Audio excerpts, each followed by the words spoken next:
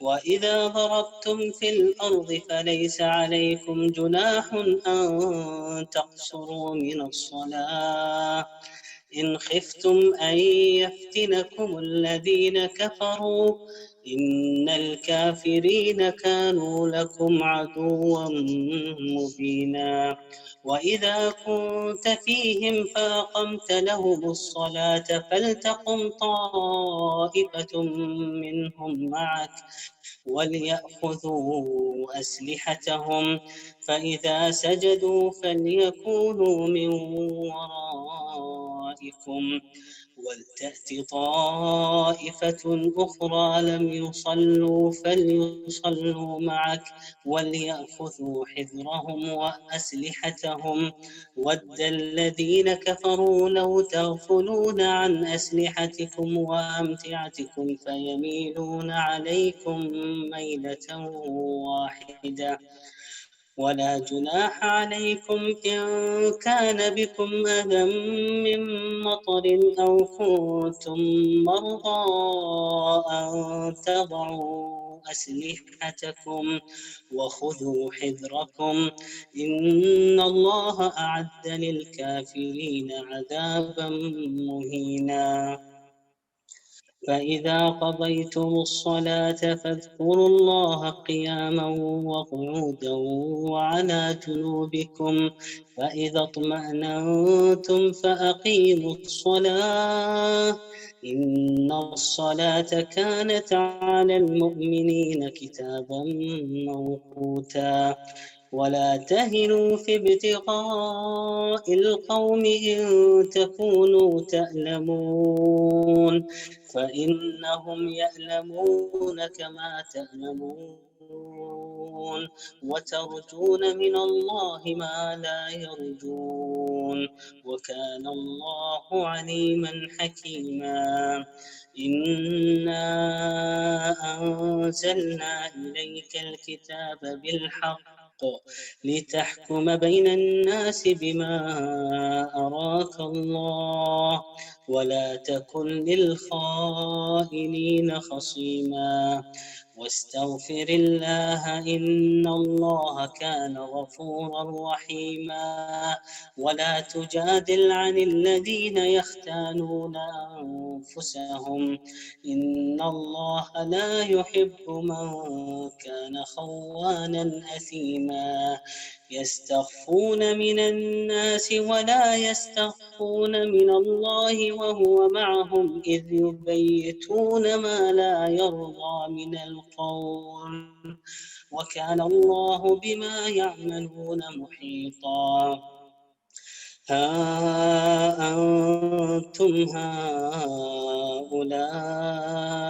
جادلتم عنهم في الحياة الدنيا فمن يجادل الله عنهم يوم القيامة أم من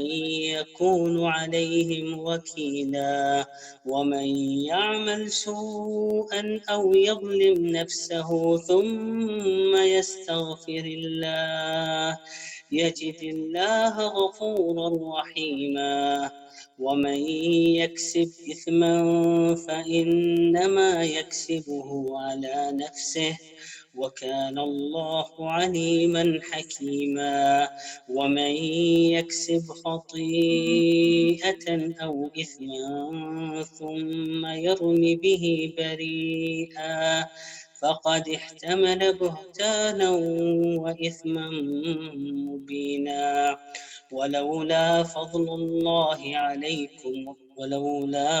الله عليك ورحمته لهم طائفة منهم أن يضلوك وما يضلون إلا أنفسهم وما يضرونك من شيء وأنزل الله عليك الكتاب والحكمة وعلمك ما لم تكن تعلم وكان فضل الله عليك عظيما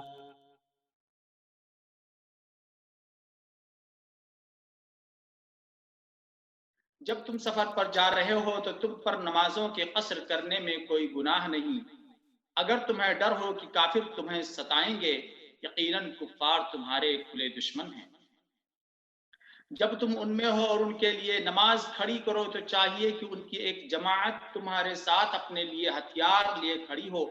پھر جب یہ سجدہ کر چکے تو یہ ہٹ کر تمہارے پیچھے آ جائیں، اور وہ دوسری جماعت جس نے نماز نہیں پڑھی وہ آ جائے اور تیرے ساتھ نماز ادا کرے، اور اپنا بچاؤ اور اپنے ہتھیار لیے رہے۔ کافر چاہتے ہیں کہ کسی طرح تم اپنے ہتھیاروں اور اپنے سامان سے بے خبر ہو جاؤ تو وہ تم پر اچانک دھاوا بول دیں۔ ہاں، اپنے ہتھیار اتار رکھنے میں اس وقت تم پر کوئی گناہ نہیں جبکہ تکلیف ہو، یا بوجہ بارش کے یا بسبب بیمار ہو جانے کے، اور اپنے بچاؤ کی چیزیں ساتھ لیے رہو۔ یقیناً اللہ تعالیٰ نے منکروں کے لیے ذلت کی مار تیار کر رکھی ہے۔ پھر جب تم نماز ادا کر چکو تو اٹھتے بیٹھتے اور لیٹے اللہ تعالیٰ کا ذکر کرتے رہو، اور جب اطمینان پاؤ تو نماز قائم کرو۔ یقیناً نماز مومنوں پر مقررہ وقتوں پر فرض ہے۔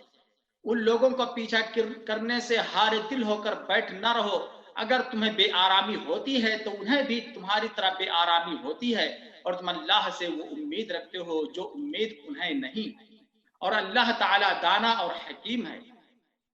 یقیناً ہم نے تمہاری طرف حق کے ساتھ اپنی کتاب نازل فرمائی ہے تاکہ تم لوگوں میں اس چیز کے مطابق فیصلہ کرو جس سے اللہ تعالیٰ نے تم کو شناسا کیا ہے، اور خیانت کرنے والوں کے حمایتی نہ بنو، اور اللہ تعالیٰ سے بخشش مانگو، بے شک اللہ تعالیٰ بخشش کرنے والا مہربانی کرنے والا ہے۔ اور ان کی طرف سے جھگڑا نہ کرو جو خود اپنی ہی خیانت کرتے ہیں، یقیناً دغاباز گنہگار اللہ تعالیٰ کو اچھا نہیں لگتا۔ وہ لوگوں سے چھپ جاتے ہیں لیکن اللہ تعالیٰ سے نہیں چھپ سکتے۔ وہ راتوں کے وقت جبکہ اللہ کی ناپسندیدہ باتوں کے خفیہ مشورے کرتے ہیں، اس وقت بھی اللہ ان کے پاس ہوتا ہے، ان کے تمام اعمال کو وہ گھیرے ہوئے ہے۔ ہاں تو یہ تم لوگ کی دنیا میں تم نے ان کی حمایت کی، لیکن اللہ تعالیٰ کے سامنے قیامت کے دن ان کی حمایت کون کرے گا؟ اور وہ کون ہے جو ان کا وکیل بن کر کھڑا ہو سکے گا؟ جو شخص کوئی برائی کرے یا اپنی جان پر ظلم کرے پھر اللہ سے استغفار کرے تو اللہ کو بخشنے والا مہربانی کرنے والا پائے گا، اور جو گناہ کرتا ہے اس کا بوجھ اسی پر ہے، اور اللہ بخوبی جاننے والا ہے۔ اور جو شخص کوئی گناہ یا خطا کرے کسی بے گناہ کی ذمہ تھوپ دے، اس نے بڑا بہتان اٹھایا اور کھلا گناہ کیا۔ اور اگر اللہ تعالیٰ کا فضل اور رحم تجھ پر نہ ہوتا تو ان کی ایک جماعت نے تو تجھے بہکانے کا قصد کر ہی لیا تھا، مگر دراصل یہ اپنے آپ کو ہی گمراہ کرتے ہیں، یہ تیرا کچھ نہیں بگاڑ سکتے۔ اللہ تعالیٰ نے تجھ پر کتاب اور حکمت اتاری ہے اور تجھے وہ سکھایا ہے جسے تو نہیں جانتا، اور اللہ تعالیٰ کا تجھ پر بھاری فضل ہے۔